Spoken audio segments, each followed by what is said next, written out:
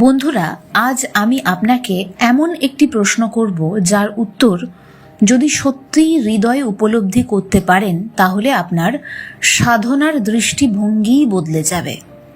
আচ্ছা, কালী আর কৃষ্ণ কি আলাদা? রাধা আর নারায়ণ কি পৃথক? শিব আর বিষ্ণুর মধ্যে কি সত্যিই কোনো ভেদ আছে? যদি ভেদ না থাকে তাহলে যুগ যুগ ধরে এত মত, এত সম্প্রদায়, এত তর্ক কেন? আর যদি ভেদ থাকে তাহলে কেন শ্রী শ্রী রাম ঠাকুর ঘোষণা করলেন কালী আর কৃষ্ণ কি রাধা কি ভগবান, দ্বিতীয় কিছুই নাই? এই একটি বাক্যের মধ্যে লুকিয়ে রয়েছে উপনিষদের মহাবাক্য, গীতার পরম জ্ঞান, ভক্তির চূড়ান্ত রহস্য এবং অদ্বৈত উপলব্ধির দরজা।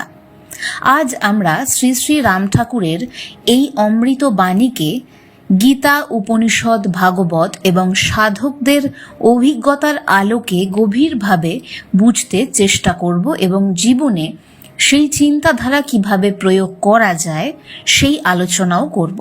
ভিডিওটি শেষ পর্যন্ত দেখুন, কারণ শেষে আমরা জানব কেন ভগবানকে বহু রূপে দেখেও জ্ঞানীরা এককেই বিশ্বাস করেন বা দর্শন করেন।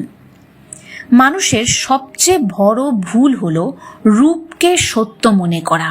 আমরা পৃথিবীতে জন্ম নেওয়ার পর থেকেই নাম আর রূপের জগতে বাস করি। এটা গাছ, মানুষ, নদী, কালী, কৃষ্ণ, শিব, রাম। আমাদের চোখ সর্বদা ভিন্নতা দেখে, কিন্তু প্রশ্ন হলো চোখ যা দেখে সেটাই কি শেষ সত্য? উপনিষদ বলছে না। ছান্দোগ্য উপনিষদে ঋষি উদ্দালক তার পুত্র শ্বেত কেতুকে বলছেন একামেবা দ্বিতীয়ম, অর্থাৎ তিনি এক, দ্বিতীয় কেউ নেই। সৃষ্টির আগে শুধু সেই এক পরম সত্তাই ছিলেন। নাম ছিল না, রূপ ছিল না, দেবতা ছিল না, জগৎ ছিল না, ছিলেন শুধু তিনি। তাহলে এই অসংখ্য রূপ কোথা থেকে এলো? এক থেকে অনেক, এ হলো ঈশ্বরেরই লীলা। সূর্য একটি, কিন্তু হাজারো জলাশয়ে হাজারো সূর্য দেখা যায়। আকাশ একটি, কিন্তু হাজারো ঘরের মধ্যে হাজারো আকাশ দেখা যায়। বিদ্যুৎ একটি, কিন্তু বাল্ব, পাখা, ফ্রিজ, কম্পিউটার বিভিন্ন যন্ত্রে বিভিন্ন কাজ করে। তেমনি পরম ব্রহ্ম একই, কিন্তু তার প্রকাশ অসংখ্য। এই কারণে গীতায় ভগবান শ্রীকৃষ্ণ বলছেন, যে যেভাবে আমাকে ভজনা করে আমি সেভাবেই তার কাছে প্রকাশিত হই। কেউ মাতৃরূপে ডাকেন, তিনি কালী হয়ে আসেন। কেউ প্রেম রূপে ডাকেন, তিনি রাধা কৃষ্ণ হয়ে আসেন। কেউ জ্ঞান রূপে ডাকেন, তিনি নিরাকার ব্রহ্ম হয়ে প্রকাশিত হন। কেউ সেবার মধ্যে খোঁজেন, তিনি জীব রূপে প্রকাশিত হন। রূপ বদলে যায়, কিন্তু সত্তা বদলায় না। তাহলে রাধা ও কৃষ্ণ কি দুই?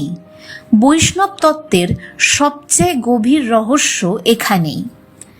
বাহ্য দৃষ্টিতে রাধা ও কৃষ্ণ দুই, কিন্তু তত্ত্ব দৃষ্টিতে এক। গৌড়ীয় বৈষ্ণব আচার্যরা বলেন রাধা হলেন কৃষ্ণের আহ্লাদিনী শক্তি।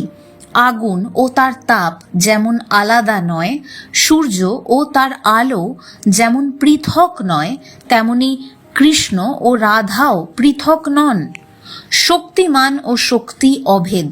এই কারণেই শ্রী চৈতন্যদেবকে বলা হয় রাধা ভাব দ্যুতি সুবলিত কৃষ্ণ, অর্থাৎ রাধা ও কৃষ্ণের ঐক্য রূপ। শ্রী শ্রী রাম ঠাকুরের উক্তি এই তত্ত্বেরই সহজ প্রকাশ। কালী আর কৃষ্ণ কি এক?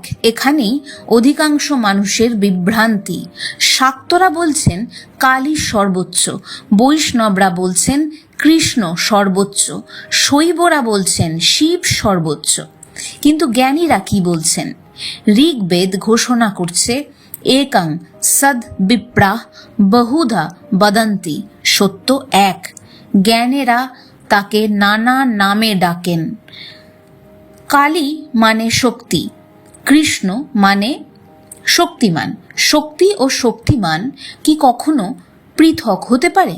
যেখানে আগুন আছে সেখানেই তো তাপ আছে, যেখানে তাপ আছে সেখানে আগুনের অস্তিত্ব আছে।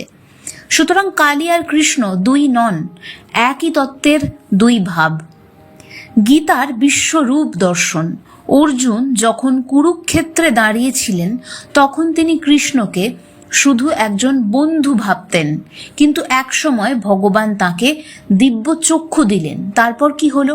অর্জুন দেখলেন সমস্ত দেবতা, সমস্ত ঋষি, সমস্ত জগৎ, সমস্ত সৃষ্টি সবই কৃষ্ণের মধ্যে অবস্থান করছে।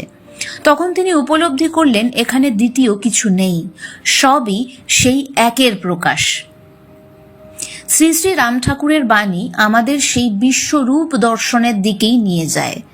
সকলই একাদশ বলিয়া জানিতে হয়। এর গভীর অর্থ কি? বাক্যটি অত্যন্ত রহস্যময়। এক অর্থে একাদশ বলতে বোঝায় 5 জ্ঞানেন্দ্রিয়, 5 কর্মেন্দ্রিয় এবং মন।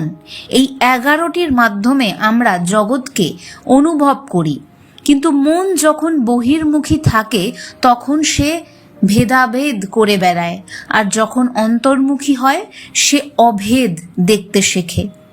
কঠ উপনিষদ বলছে ইন্দ্রিয়গুলো স্বভাবতই বাইরে ছুটে যায়, কিন্তু যে ধীর ব্যক্তি অন্তরে ফিরে আসে সে অমৃতকে লাভ করে।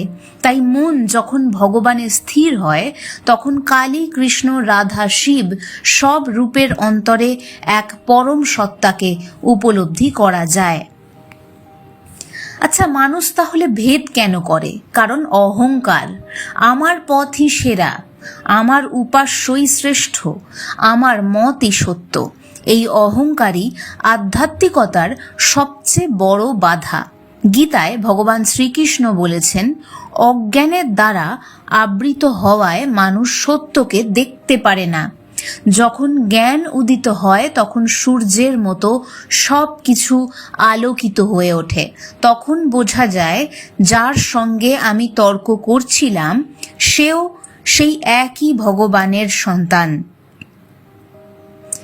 যে ভিন্নভাবে উপাসনা করছে সেও সেই একই ভগবানকেই খুঁজছে। তাহাতে ক্ষোভের হেতু নাই। ঠাকুর বলছেন এই একটি লাইনই সমগ্র মানব জাতির জন্য শান্তির মন্ত্র। যদি সবই সেই এক ভগবানের প্রকাশ হয় তাহলে কার ওপর রাগ করব, কার সঙ্গে বিদ্বেষ করব, কাকে ঘৃণা করব?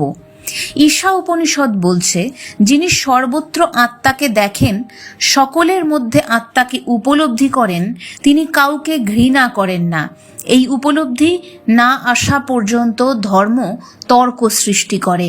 এই উপলব্ধি এসে গেলে ধর্ম প্রেমে পরিণত হয়। শ্রী শ্রী রাম ঠাকুরের সাধনার সার তাহলে আমরা কি বুঝতে পাচ্ছি? যে তিনি কখনো বিভেদের শিক্ষা দেননি। আসলে বিভেদ জ্ঞান করার মতো কোনো আসলে জায়গা নেই। মানুষ অজ্ঞানতার তাগিদেই যত কিছু বিভেদ জ্ঞান করে থাকে। তিনি কখনো বলেননি শুধু এই পথেই মুক্তি, বরং তিনি শিখিয়েছেন নামে থাকো, নামের কাছে দৃঢ়ভাবে পড়ে থাকো, ভগবানকে স্মরণ করো, সব রূপে তাঁর দর্শন করো। যে নামেই ডাকো যদি অন্তর সত্য হয় তবে সেই এক পরম সত্তার কাছেই তুমি পৌঁছবে। আজকের আলোচনার মূল শিক্ষা একটাই, কালী আলাদা নন, কৃষ্ণ আলাদা নন, রাধা আলাদা নন, শিব আলাদা নন। সব রূপ, সব নাম, সব শক্তি, সব লীলা সেই এক পরম ব্রহ্মেরই অসীম প্রকাশ। যখন আমরা রূপের আড়ালে তত্ত্বকে দেখতে শিখি তখন দ্বন্দ্ব শেষ হয়, সম্প্রদায়ের দেয়াল ভেঙে যায়, অহংকার গলে যায়, মন শান্ত হয়, আর তখন হৃদয়ের গভীর থেকে আপনা আপনি উচ্চারিত হয় এই বোধ, সর্বং খলিদং ব্রহ্ম। এই যা কিছু দেখা যাচ্ছে সবই ব্রহ্ম, সবই তিনি, সবই সেই এক পরমেশ্বরেরই বিভূতি। জয় রাম, জয় গোবিন্দ, জয় মা, জয় গুরু। একই সত্তা, অসংখ্য রূপ, একই প্রেম, অসংখ্য নাম।